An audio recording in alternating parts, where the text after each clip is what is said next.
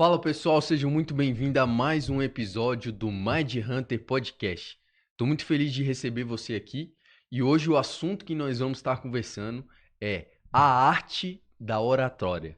E para hoje a gente conversar esse assunto, eu estou aqui com o meu amigo e o meu tio, Ronaldo Fonseca. Seja muito Eu bem-vindo. pensei que você ia esconder o tio, rapaz. Nada, tem que falar, mano. Como é que eu sou tio de um cara velho?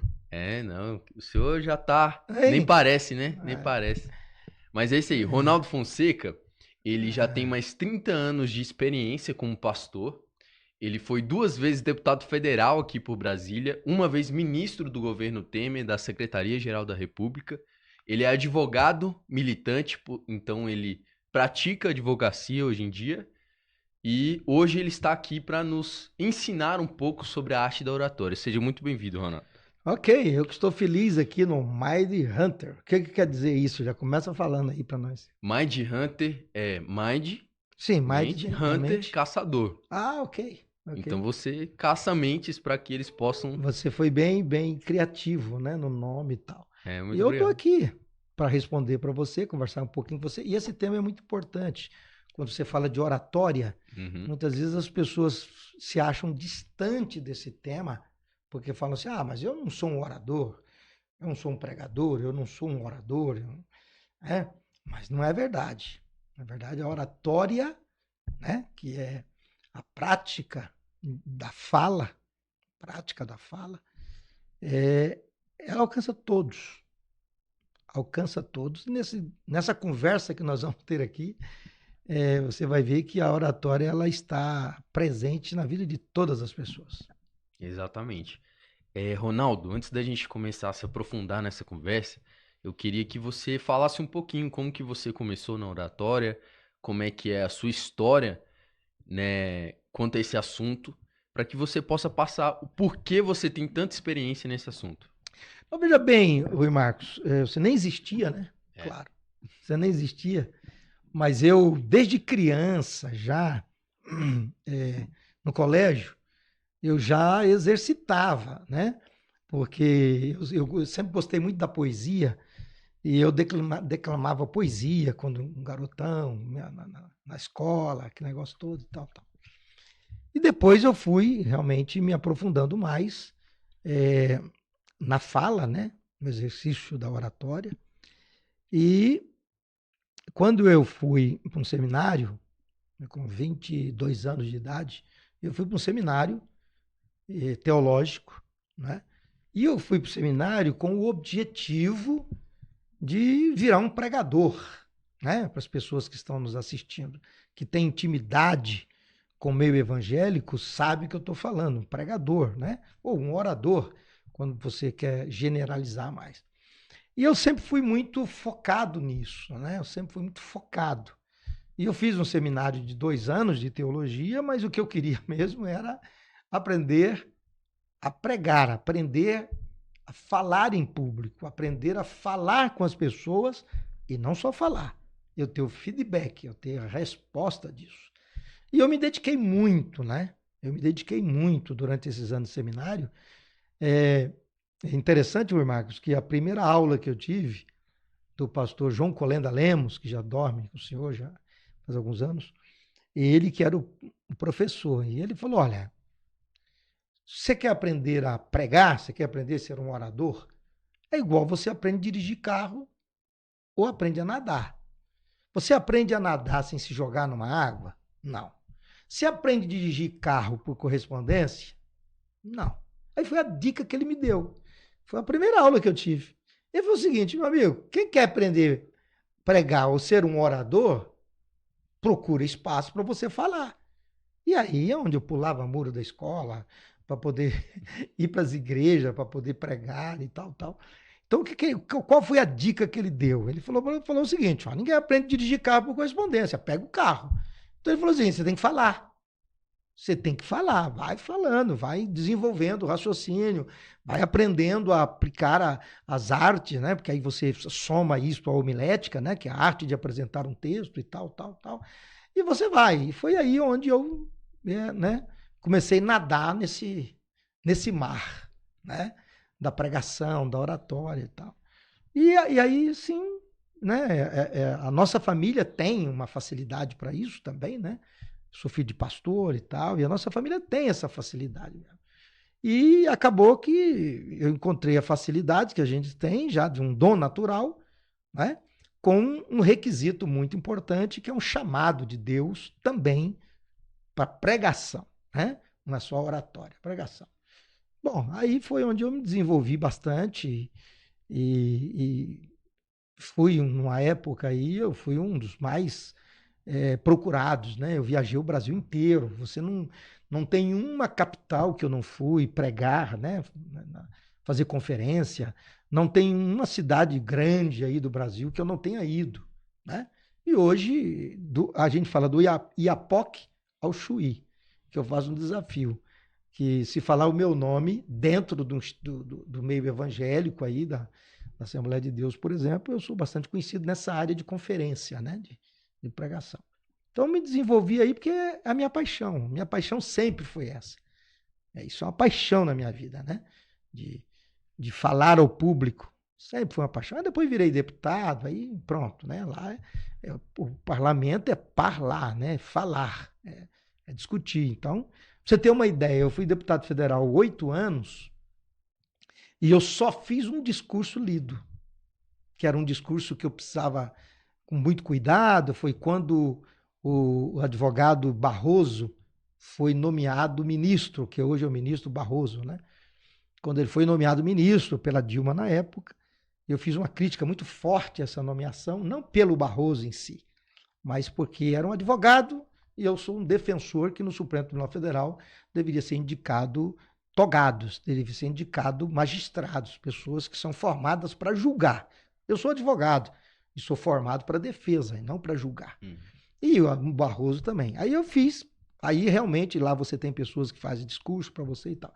Mas em 8 anos foi o único discurso lido que eu fiz. O restante, eu até tenho um livro que tem meus discursos e tal.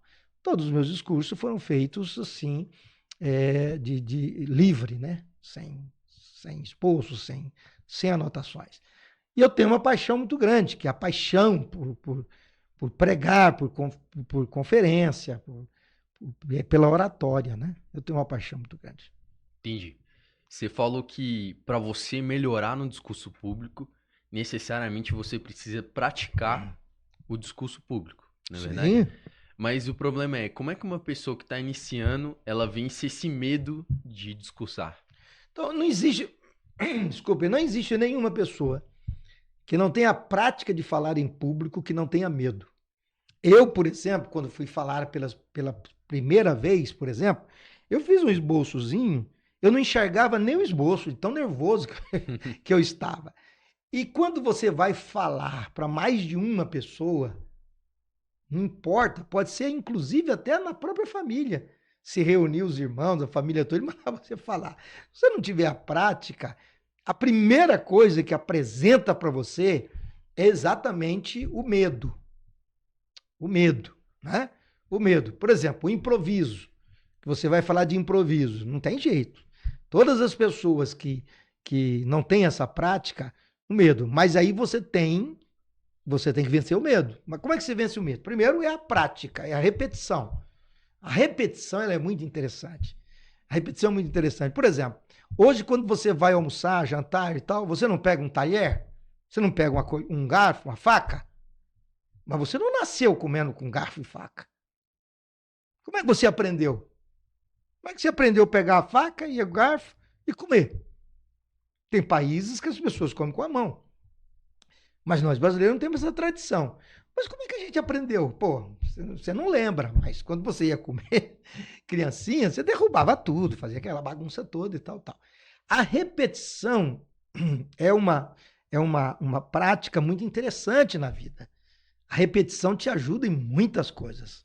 E a repetição na oratória, na pregação, na conferência, é o que te ajuda a vencer o medo. A vencer o medo. Mas isso aí é normal para qualquer pessoa. Não adianta alguém falar, eu não tenho medo. Eu posso dar um exemplo de um dos maiores conferencistas do mundo, que foi Billy Graham.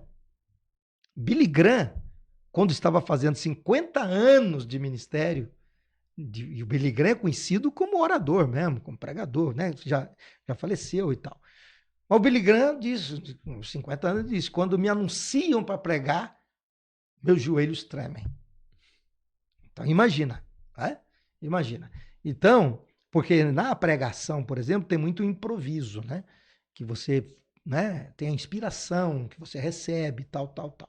É diferente de você pegar um texto e você ler aquele texto, né? E eu não sou crítico a isso, de você ler um texto. Só que não pega bem você pegar um texto e ficar lá lendo, lendo, lendo, lendo. Se você souber e praticar ler e olhar para quem você está falando, você vai ser mais fácil, né? Mas o medo que você falou, isso é natural de qualquer um. Quando você é convidado a falar, você vai ter um certo... Se você tem prática, o medo vai bater em você e dizer o seguinte: pô, você é conhecido, você não pode negar fogo, né? Você é conhecido. E se você não é e não tem a prática, aí você vai ter o medo também. Será que eu vou conseguir? Será que vai dar certo? O medo é natural. Entendi.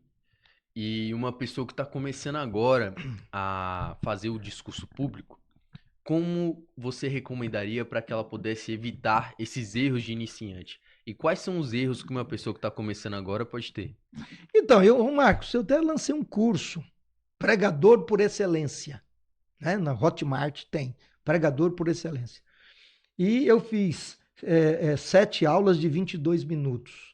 E eu não usei livro, não usei anotações, foi transferindo a minha experiência, né? De mais de 30 anos de oratória, mais de 30 anos de experiência, repartindo essa experiência. Então, quando você fala o que a pessoa tem que fazer, ela, primeiro, aquilo que eu falei, tem que se jogar na água para aprender a nadar. Então, você tem que falar. Você tem que falar. Você tem que falar. Então, a primeira coisa é isso, se joga na água para aprender a nadar. Pega um carro para aprender a dirigir. Então, você tem que falar. Se você não tiver oportunidade para falar, você não vai aprender nunca. Ok? Não vai aprender nunca. Você até falou do que a pessoa tem que fazer, né? O que a pessoa tem que fazer. E eu falo o seguinte, que cada vez que você vai falando em público para as pessoas, você vai ficando melhor, né? Você vai ficando melhor.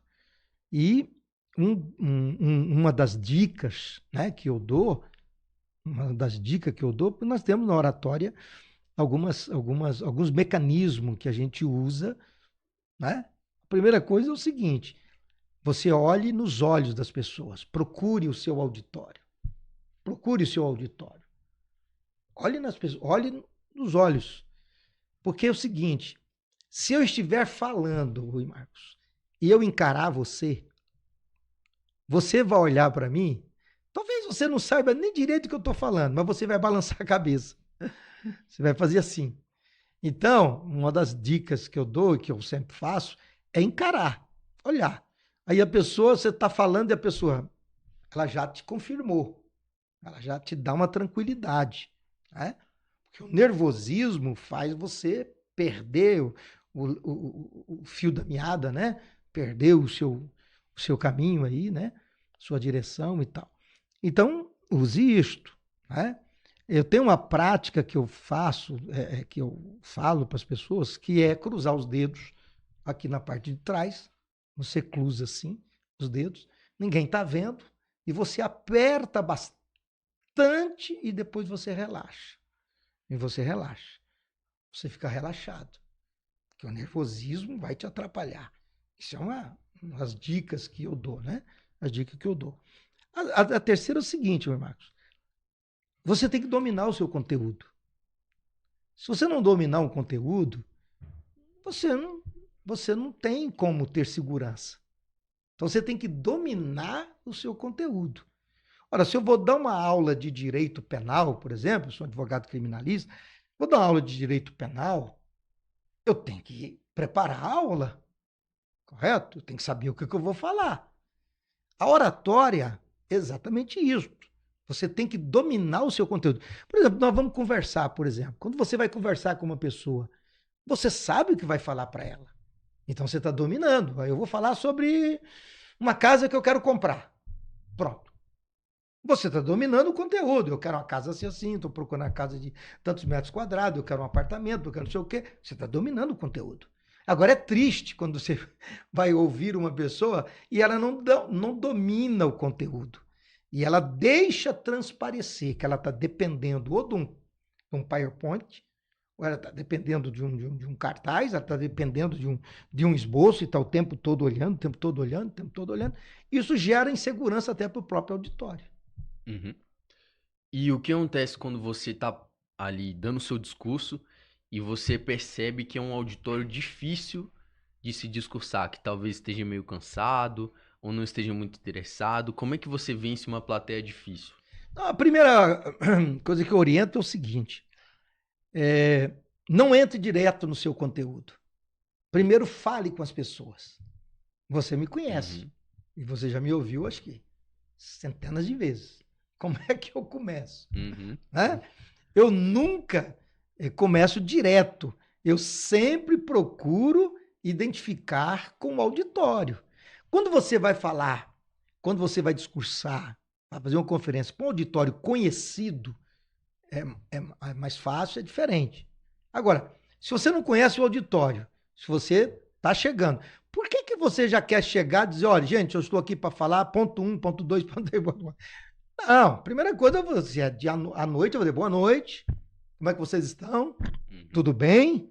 Trabalharam bastante hoje, estão cansados? Você Como é quebra que o é? gelo, então, né? Exato, quebra o gelo. Você tem que identificar primeiro. Esquece seu conteúdo, depois você vai entrar, correto? Depois você vai entrar no seu conteúdo. Mas existe auditórios e outra coisa, você falando, você tem que se preocupar em ter o feedback. Porque existem pessoas que discursam. O discurso é isso. Ele fica muito isolado. Discurso, eu estou discursando, eu estou falando, ponto final. A conferência, a oratória, a pregação, ela exige o feedback. Ela exige a resposta de para quem você está falando.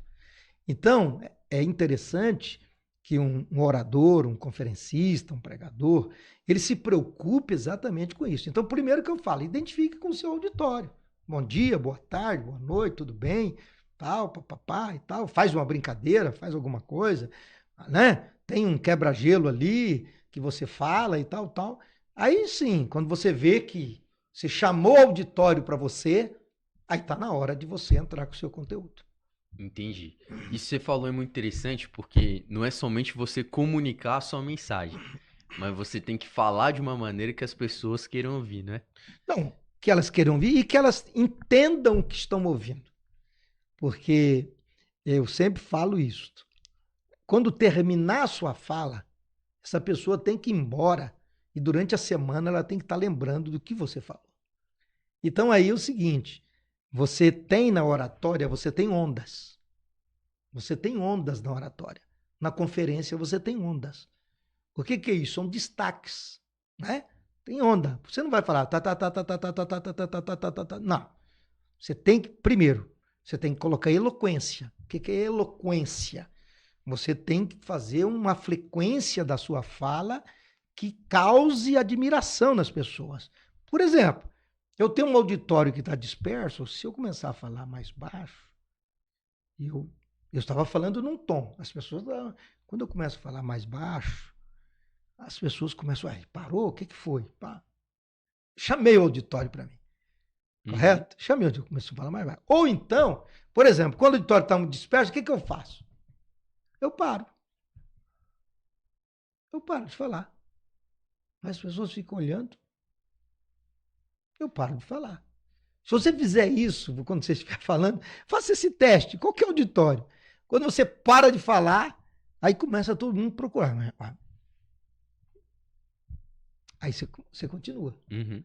Então, o que eu estou dizendo é que o orador, o conferencista, o pregador, o professor, além de dominar o conteúdo, ele tem que dominar o seu auditório.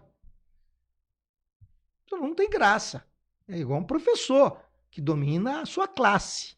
Ele sabe para quem está falando, correto? E ele sabe o que está falando. E as pessoas têm que ter interesse na sua fala. Por isso que você tem que ter eloquência, você tem que modular a sua voz. Que ninguém quer ouvir uma pessoa que fica. Não, você tem que modular a sua voz. Você tem que ter eloquência para falar que você vai buscar o feedback, vai buscar a resposta do auditório. Interessante. E imaginando um cenário aqui, você está ali dando seu discurso, como é que você faz para ler o auditório que você está falando naquele momento? Bom, primeiro que quando você é chamado a falar para um auditório, uma conferência, você é chamado e as pessoas te dão mais ou menos para quem você vai falar. Por exemplo, eu estou sendo convidado agora para dar uma palestra numa universidade sobre um tema. Ok, então eu já sei que quem está lá, que é um tema ambiental e tal, eu sei que quem está lá são pessoas interessadas no meio ambiente. Então, eu já sei para quem eu vou falar. Correto? Você acha que é importante você mudar o seu discurso dependendo de para quem você vai falar? Vai mudar como você fala, mudar depois que você Às vezes é um iniciou. público mais jovem ou é um público Não, mas talvez sim, a criatividade. Você que é um orador profissional, um conferencista profissional, um pregador, eu não falo profissional, mas experiente, ele tem que saber para quem está falando. Se você me der. Eu já tive experiência, por exemplo, de fazer uma conferência, uma pregação para criança. E eu fui falar sobre Davi e Golias. Eu preparei uma grande capa, um negócio grande para jogar em cima de mim, que negócio para chamar a atenção da criança, do adolescente. Se você vai falar para jovem, você tem que se preocupar com a vestimenta que você tá, a sua roupa, como é que você se apresenta, ok? Como é que você se apresenta? Isso é muito interessante, porque se eu estiver no auditório falando com essa gola aqui assim, eu vou ter problema. Eu vou ter problema. Porque as pessoas vão ficar querendo, entendeu? Então eu tenho que me preparar com a forma que eu visto, como é que eu estou penteado, como é que eu estou arrumado, qual auditório, como é que eu vou me apresentar. De repente eu estou de tênis, é um auditório jovem, né? De camiseta, de tênis, sei lá o quê. Nós temos uma tradição, né? Para quem conhece o meio evangélico, existe uma certa tradição, e, né, em denominações A, B, C, D, cada uma tem uma tradição de apresentação. Mas você, por exemplo, você tem que saber para quem você vai falar. E não tem necessidade de você mudar, porque você sabe para quem você está falando. Entendi. E imaginando que você esteja prestes a dar um discurso muito importante. Você está lá pronto para fazer o seu discurso. Tem alguma coisa que você faz para entrar nesse modo de orador, de palestrante, algum ritual, alguma preparação anterior que você faz ao seu discurso? Bom, não existe conferencista, não existe orador, não existe pregador sem treinamento. Esquece. Eu já preguei muito na frente do espelho. Eu não sou aquela época da internet, né? Lá de trás, né? Hoje está muito fácil, hoje está muito legal, né? Hoje você pega o seu telefone e grava você falando, e eu pegava fita cassete, gravava eu falando. Aí, de repente, caramba, eu repeti tantas vezes, esta noite.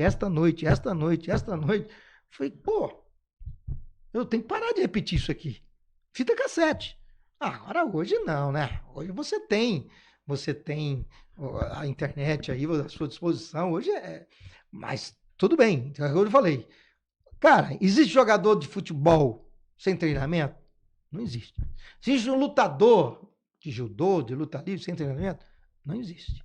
Existe um professor sem treinamento? Não existe. Então, veja bem, você que quer ser um orador, um conferencista, um pregador, tem que ter treinamento. Então, pregue para o espelho, né? Vai para o espelho, vai falar com o espelho. Então, existe uma preparação. Eu tenho, né, você me conhece e tudo, eu tenho uma característica comigo, o seguinte, eu nunca falei para um auditório, para uma igreja, que quer que seja uma pregação, uma conferência, que eu não saiba o que eu estou falando. Eu recebi antes para poder passar, ok? Eu recebi antes. Aí depende muito da experiência, né? Você vai galgando, né, degraus com a sua experiência. Menos experiente, você fica dependendo mais do esboço. Mais experiente, o que a gente fala? Quando você vai dar uma aula, por exemplo, para um pregador, para conferencista, você fala, você tem que ter uma mente fotográfica, né? Você fotografa o seu esboço aqui, porque você não pode ficar olhando para o seu esboço o tempo todo. Então você tem que preparar. Por exemplo, você tem um esboço, você tem que ter lido aquele esboço preparado pelo menos umas 10 vezes. Pelo menos umas 10 vezes. Para você não ficar o tempo todo dependendo. Então você tem que ter a mente fotográfica. Isso tudo é a prática que vem. Então tem que se preparar. Não existe esse negócio de falar, não me preparei e tal. E um dos bicho-papão da oratória, da conferência ou para pregação, é o improviso. É quando você é pego de improviso. Entendeu? Uhum. Quando você pega, por exemplo, essa semana mesmo eu usei a palavra num ambiente político de um partido político que estava fazendo uma conferência, que tinha muita gente e tal. E eu fui avisado que eu usaria a palavra. Nós vamos te dar a palavra. Naquele momento que falou, vamos te dar a palavra, ponto. Eu já comecei a raciocinar. O que eu vou falar? O que essas pessoas querem ouvir? Como é que eu vou prender a atenção delas? Eu já comecei sentadinho ali, já comecei pensando tal. Entendeu? Aí depois recebi um elogio de quem estava liderando o evento. Você sempre fala bem, parabéns, tal. Mas não sabe o que eu já estava ali raciocinando, pensando e tal. Eu não vou chegar lá na frente sem saber o que eu vou falar. Entendi. E você é um advogado, um pastor e um político. São 3 áreas cujo qual você usa o discurso como uma ferramenta. Eu queria saber quais são as diferenças nesses 3 modelos de discurso. Não existe, por exemplo, eu sou advogado do Tribunal do Júri, né? Eu sou criminalista, já fiz muito Tribunal do Júri, inclusive aqui no Fórum de Ceilândia, eu fiz muito júris. E é o seguinte, eu sou no Tribunal do Júri, você tem uma forma de eloquência que você tem que falar e dominar tecnicamente o conteúdo. Eu sempre falo isso. Independente da área. Independente de onde for, você tem que dominar, ok? Você tem que dominar tecnicamente o que você vai falar, ok? Não adianta você ir para um tribunal do júri, você tem uma boa eloquência, sabe falar muito bem, mas você não tem a técnica do direito penal. Então não adianta. A mesma coisa a igreja, como pastor. Se eu sou um pregador e eu estou pregando para um auditório que é livre à noite, que entram todo tipo de pessoas e tal, né? E eu quero, eu sempre falo o seguinte, eu quero alcançar o coração dessa pessoa, eu quero alcançar o coração dela. Então, há uma forma diferente de falar. Na política, a mesma coisa. O que a pessoa está... A primeira coisa que tem que pensar, Marcos, é o seguinte, o que a pessoa está interessada em ouvir? Ok? Porque está todo mundo falando. Está todo mundo falando. Eu sempre falo o seguinte, fale o diferente. Fale o que a pessoa não ouviu ainda. Porque se você falar o que a pessoa já ouviu, você só está repetindo. Então, onde é que está o pulo do gato para você se tornar uma pessoa que as pessoas gostam de ouvir? É você falar o que elas nunca ouviram. É você inovar. É você ter criatividade. Então, é o que você falou, político, advogado e pastor. Essas 3 áreas que Deus me deu o privilégio, essas 3 áreas, elas usam a fala, usam a oratória, né? E, obviamente, que se eu estou na igreja é diferente.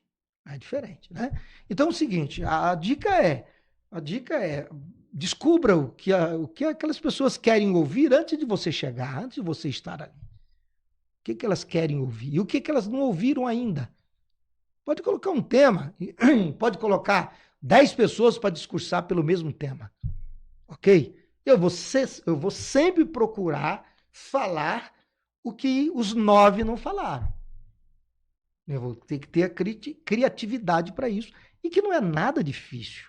Absolutamente nada difícil, né? Você tem que, quando você vai conversar com uma pessoa, você pratica a introdução, você pratica um conteúdo e você pratica a conclusão.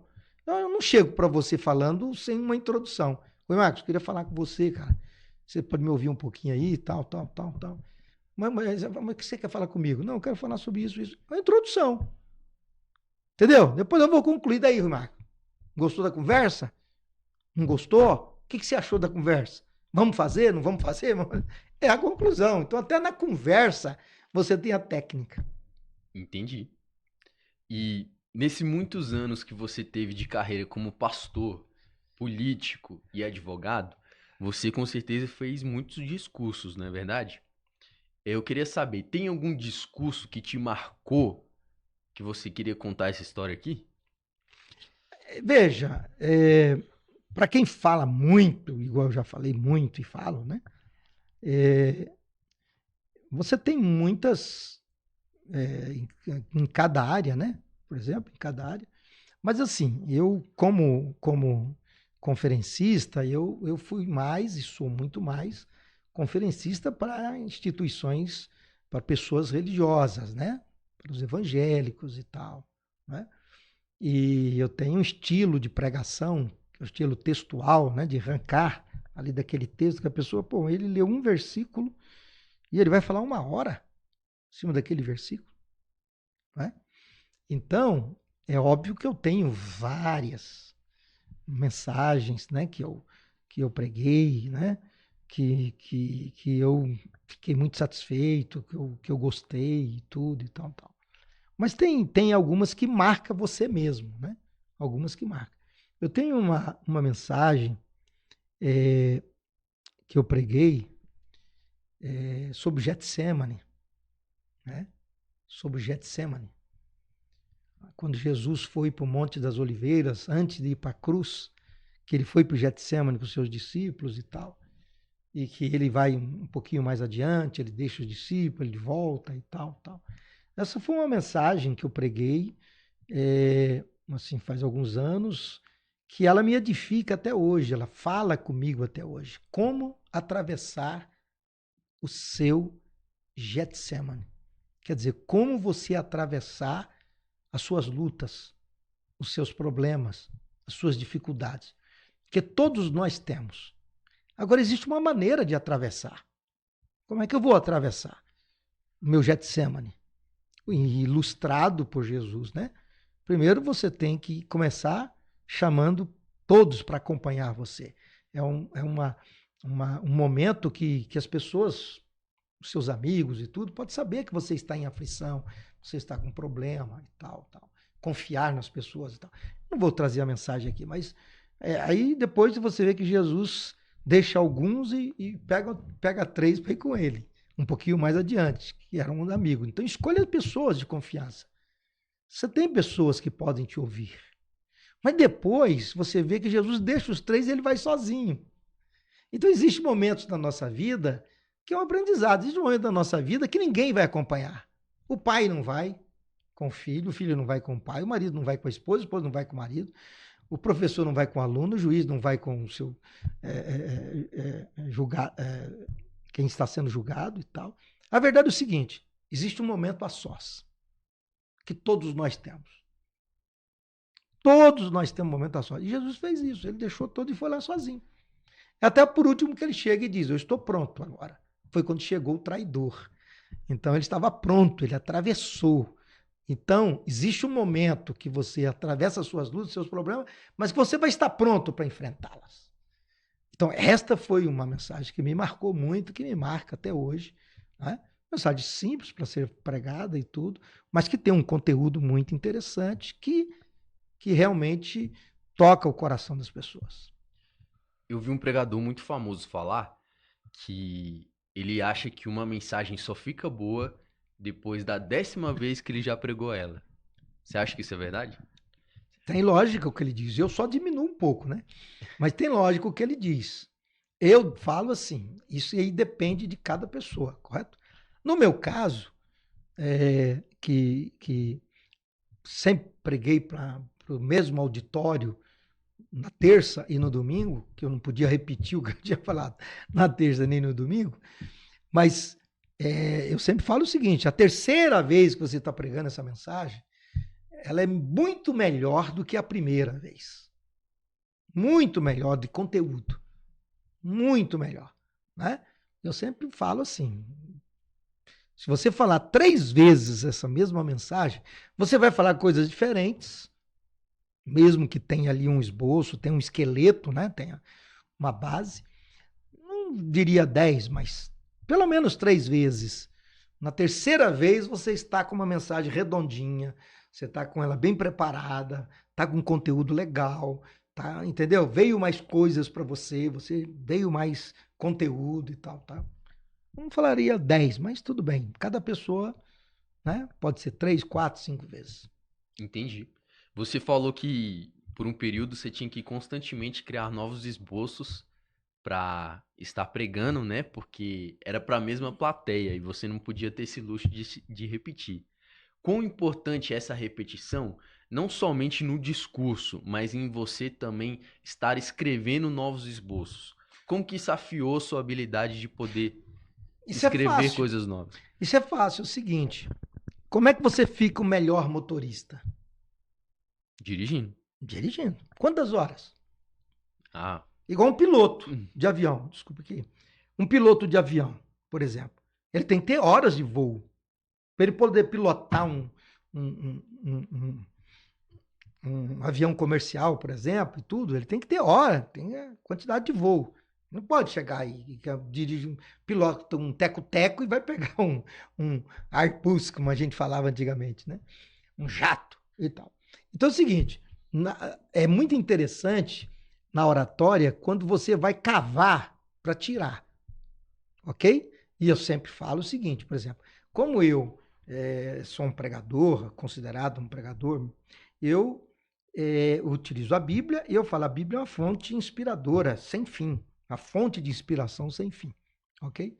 Então, a prática, quanto mais você arranca, você cava, você treina, melhor você fica.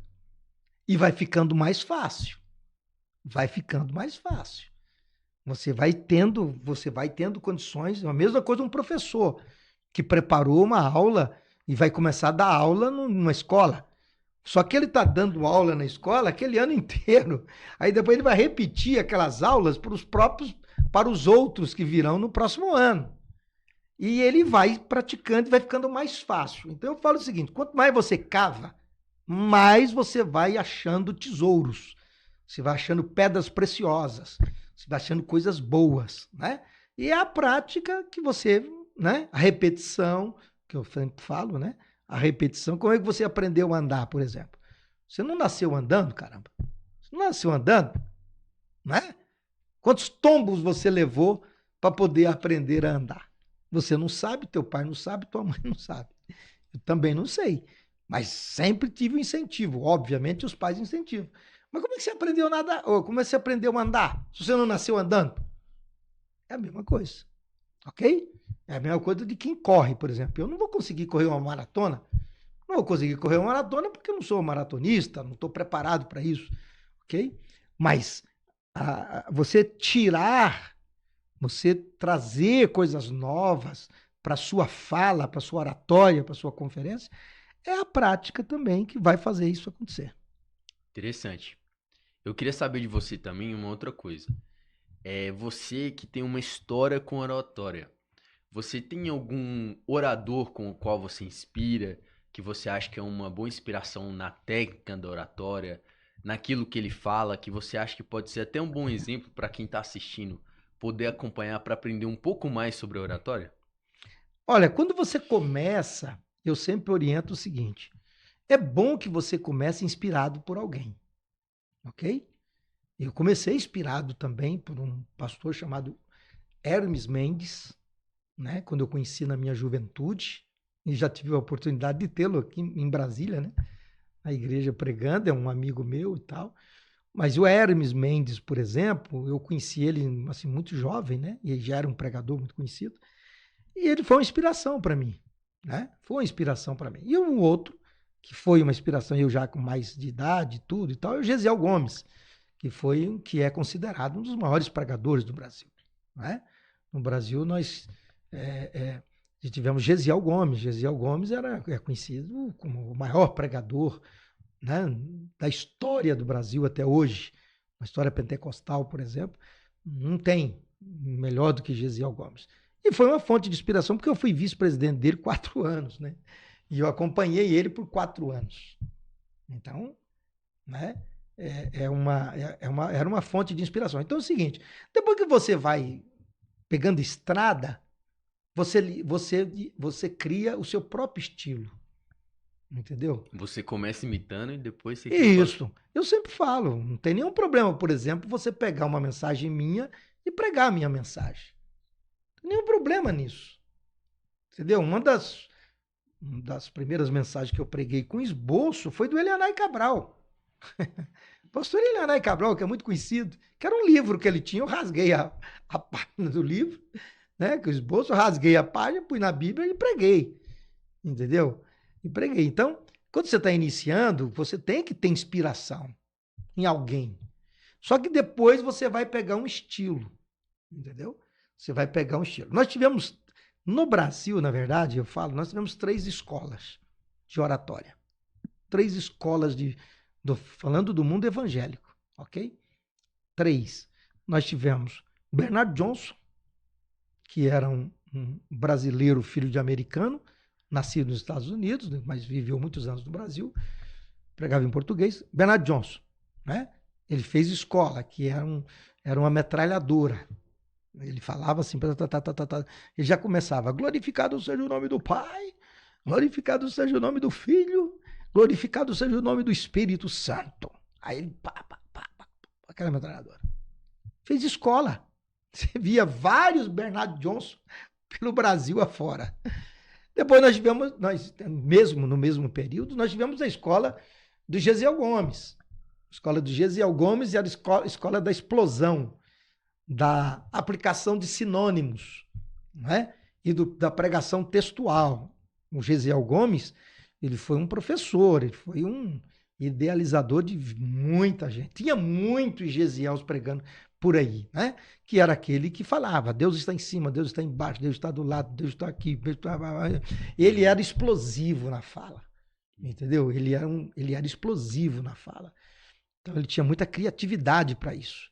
E depois nós tivemos a escola do Caio Fábio. Caio Fábio era um presbiteriano que pregava em púlpitos pentecostais, de Assembleia de Deus. Mas o Caio Fábio desenvolveu uma escola que é da reflexão. Eu vi muitos Caio Fábios por aí, que os caras pegavam até a mensagem dele, pregava por aí e tal, que é uma escola da reflexão. Não é da explosão, não é do pulo, não é do grito, nem nada, mas da reflexão. Da reflexão. Então tem essas 3 escolas, né? Que hoje está imperando, está dominando mais no meio evangélico, por exemplo, é a reflexão. É a reflexão. E isso é muito interessante, porque não é só do grito, não é só de repetições, mas assim, do conteúdo de reflexão, né? Nós temos um que não é conhecido no Brasil, né? Que é lá da Colômbia, pastor Satiro. Satiro, que eu acho que está fazendo 50 anos de ministério agora, parece. Só de Colômbia ele tem mais de 40 anos e tal. Então não é muito conhecido no Brasil. Mas é um orador fantástico. O Satiro é um orador fantástico. Fantástico mesmo. Mas assim, não fez escola. Mas ele é da reflexão, né? Ele é da reflexão. Entendi. Entre os muitos discursos que você já fez, seja na igreja, talvez na política ou na advocacia, qual foi o discurso mais desafiador que você já teve? E por quê? O discurso mais desafiador que eu tive foi pregar aqui em Brasília, no Nilson Nelson, para mais de 20 mil pessoas que estavam ali, e da Convenção Geral das Assembleias de Deus no Brasil. Eu nunca tinha tido a oportunidade de pregar para um auditório de mais de 20 mil pessoas, né? E eu ainda mais jovem, bem mais jovem, né?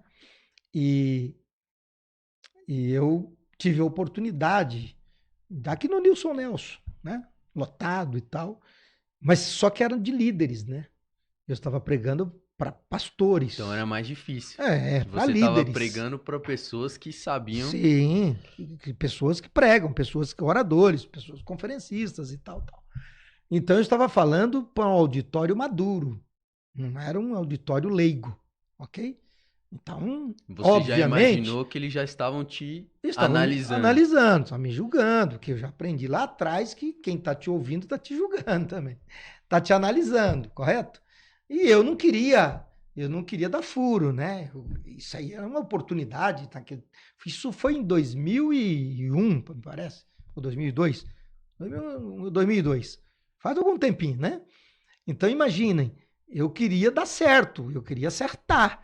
Porque eu falei, se eu acertar aqui, de mais de 20 mil líderes aqui, pô, caramba, eu não tinha internet, nós não tínhamos internet. Em 2002, 2001, não tinha essa internet que nós temos.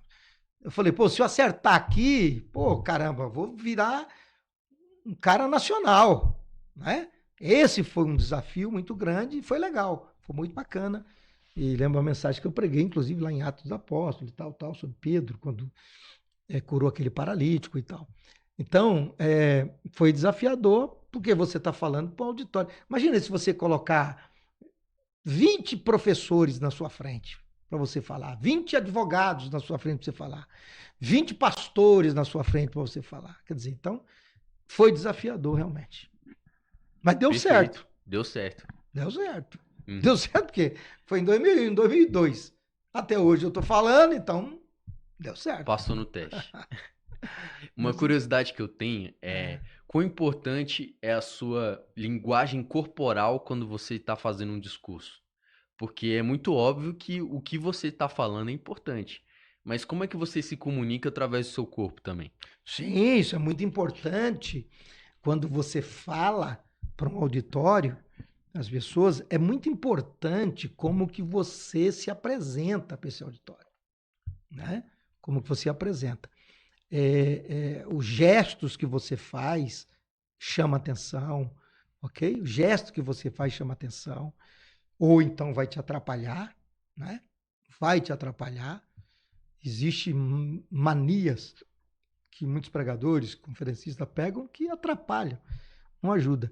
Mas a verdade é o seguinte: quem está te ouvindo está te lendo, está te fazendo um raio-x, ok? Então você tem que ter um gesto elegante para falar. Né? Por exemplo, eu não falei com a mão aqui agora? Então você fala com as mãos. Você fala com as mãos. E por exemplo, recentemente eu fui gravar um programa partidário e eu acho que quem estava me gravando não me conhecia direito, né? Ele veio querer me dar uma dica para mim. Falou, ó, cuidado com a sua mão, para você não ficar com a mão parada assim. Eu falei, fica tranquilo, amigo, fica tranquilo. Pronto. Aí, quando eu gravei, aqui, ó, eu não estou falando com a mão, né? Aí quando terminou, eu falei, poxa, você usou a mão direitinho e tal.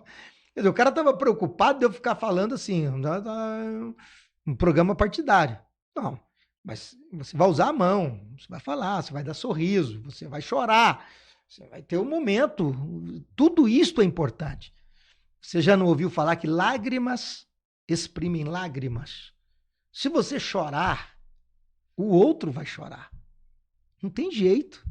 Então, existe um momento que você vai falar para o seu auditório, na conferência ou na pregação, é aquele momento de lágrima, não é falsidade. Né? Porque eu sempre falei o seguinte: primeiro eu prego para mim, para depois chegar para outra pessoa. Então, o que eu falo, a dica que eu dou? Viva o que você está falando. Viva o que você está falando. Aquilo está falando com você. E você está falando com o auditório. Mas viva aquilo que você está falando.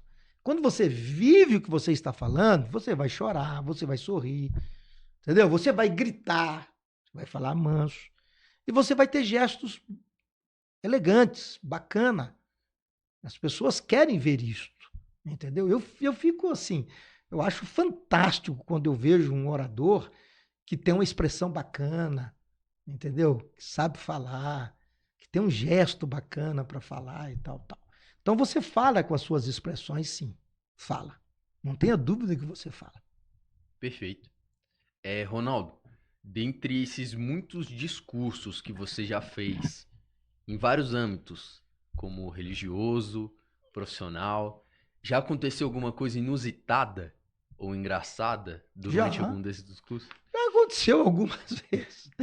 Por exemplo, quando você fala em repetição de mensagem, por exemplo. Eu fui convidado para pregar num congresso lá em São Paulo, lá de Campinas.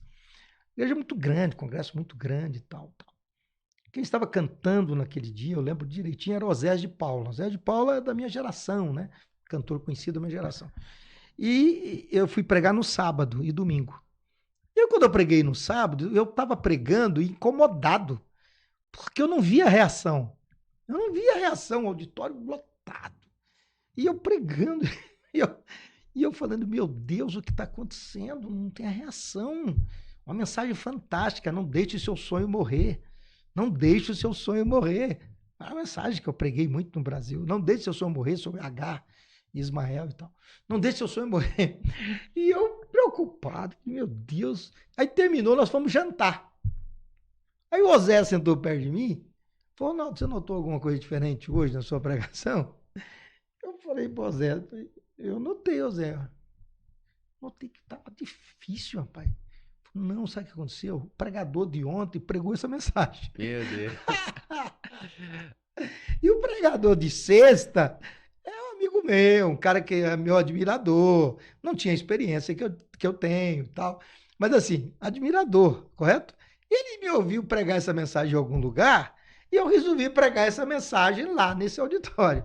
Aí ele falou, rapaz, ele pregou do jeitinho que você pregou. Depois eu encontrei com ele, né? E falei com ele, ele falou, rapaz, eu soube, me desculpe e tal.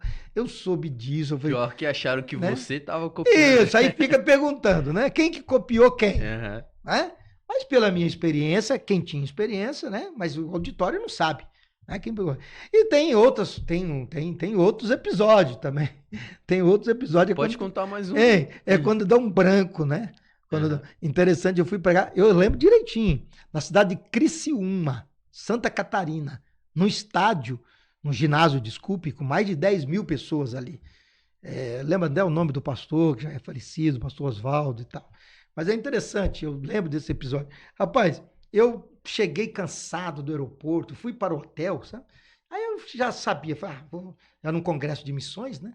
Eu falei, já sei o que eu vou pregar e tal. Aí peguei a Bíblia ali, dei uma olhadinha, coloquei o esboço ali já. Coloquei o esboço. Fui dormir. Tava cansado, fui dormir. Sei que eu acordei atrasado, fui tomar banho e tal. E fui lá para o carro chegou para me levar. E eu tô bem tranquilo. Eu já sabia que eu ia pregar, o esboço estava ali, né? Uhum. Eu estava bem tranquilo. Você sabe o que aconteceu, rapaz? Quando o pastor Oswaldo, lá em Criciúma, Santa Catarina, quando ele falou para ficar todo mundo de pé e tal, e me chamou, nós vamos ouvir agora a mensagem, pastor Ronaldo Fonseca e tal, tal. Dessa época, eu morava em São Paulo, em Jaboticabal. Eu peguei a Bíblia, enquanto estava orando, eu comecei a procurar o esboço e não achava. E eu procurava, e o nervosismo vem, aí que você não acha mesmo. E eu procurando, né? Eu procurando, rapaz. E não achava. E eu doido que o pastor continuasse orando. E o pastor para de orar. Ele para de orar, meu amigo. Ele para de orar, eu estava com a Bíblia procurando e não achava. Aí eu já entrei cumprimentando e tal, e enquanto estava cumprimentando, eu, meu Deus, e agora? Como é que eu faço? Cumprimentei, falei com o pastor, falei com o auditório. Falei, mas eu tenho que entrar pregando. O que foi? Pô, aí foi no estalo. Aí é onde nós, que cremos, né, no Espírito Santo, na inspiração do Espírito Santo, aí a gente sabe que ele nos salva. Mas aí foi assim, ó, instantâneo, né? Instantâneo. Exatamente sobre o sofrimento de Jó. Aprendizado sobre o sofrimento. O que aprendemos sobre o sofrimento de Jó? Não tinha preparado nada. Não tinha preparado nada. Mas eu fui lá naquele texto de Jó, que é muito conhecido. Eu sei que o meu Redentor vive, né? E em breve se levantará e tal, tal. Quando eu fui para aquele texto, a mensagem veio assim, foi realmente, não foi minha, foi uma inspiração de Deus que me socorreu naquele momento. Mas foi uma aflição muito grande, foi um susto muito grande. Muito interessante. Eu acho que toda pessoa que se propõe a ter uma carreira na oratória vai passar por momentos como esse, não é verdade? Claro, vai ter. Vai, não tem jeito. Você pode procurar qualquer orador, qualquer conferencista, que ele vai ter uma historinha para contar. Uhum, Isso aí não tem nem dúvida. Vai ter uma historinha para contar. uhum. Entendi. Perfeito. O nosso tempo já tá acabando, já tá chegando no final. Então eu queria fazer uma última pergunta para você poder fechar assim com chave de ouro, que é o seguinte: se você pudesse condensar toda a sua experiência com oratória numa única frase, qual seria? Eu diria, primeiro dizer que é um privilégio estar aqui, né? Falando com você e animado de você estar com essa iniciativa desse podcast, né? Mas eu resumiria tudo. Seja um pregador, um orador, um conferencista, um pastor, um líder por excelência. Busque excelência em tudo que você for fazer. Na oratória não é diferente. Então, quando eu falo pregador, orador, conferencista, pastor, um líder, um professor, seja um pastor por excelência, seja um pregador por excelência, seja um orador por excelência. Busque excelência, porque o que você fala é muito precioso, seja em qualquer matéria que você vai falar. E o seu auditório é muito especial. Então, tenha excelência no falar. Perfeito. Ronaldo, muito obrigado por esse Valeu! bate-papo. Valeu, eu acredito que as suas dicas vão ajudar muito quem está querendo se interessar por essa área, né? E eu tenho certeza que isso é uma coisa que qualquer pessoa que está assistindo, independente da profissão, independente da forma como ganha a vida, vai poder utilizar no seu dia a dia as dicas de oratória que você passou aqui. Sem dúvida, é para o dia a dia, é para a prática, é para viver. Então, muito obrigado. Valeu, pessoal. Te vejo no próximo episódio.